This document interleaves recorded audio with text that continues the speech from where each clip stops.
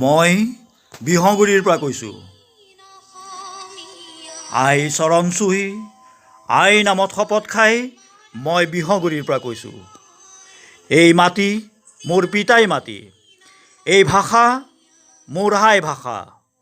সুঁৱৰি সুৰীয়া জগত সভালে যোৱা মোৰ মুখৰ ভাষা কাহিনীয়াৰ চেষ্টা নকৰিবি। অজেয় অপৰাজেয় শৰাই ঘাট বিজয়ী মোৰ ভাই ভনীহঁতৰ কঁকাল নাভাঙিবি। জুই লগত খেলি নিজে জুই হৈ জ্বলিবি। জ্বলিব তহঁতৰ মূৰ তল কৰা মানসিকতা, জ্বলিব পদ লেহনকাৰী জখলা। কাৰোবাৰ হাতৰ পুতলা হৈ, আনৰ বহতীয়া হৈ স্বাভিমান বিক্ৰী কৰিব খোজা সুবিধাবাদীৰ দল, সাৱধান। হেতালি নেখেলিবি ভাষাক লৈ, হেতালি নেখেলিবি জাতিক লৈ। জাগিছে জাতি, কঁপিছে ৰাজপথ, জ্বলিছে অসম।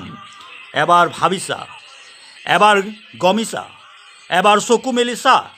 তহঁতে দেখুওৱা বাটেৰে ৰাজপথত আজি হেজাৰ হেজাৰ ৰনুৱা ঘোঁৰা। পোচাক সলাই ডিঙিৰ গামোচা দলিয়াই ঐতিহ্য ধোঁৱাচাঙত নুতুলিবি। সচেতন জনতাই, শিক্ষিত ছাত্ৰই নামানে, নসহে জাতিধ্বংসী সিদ্ধান্ত।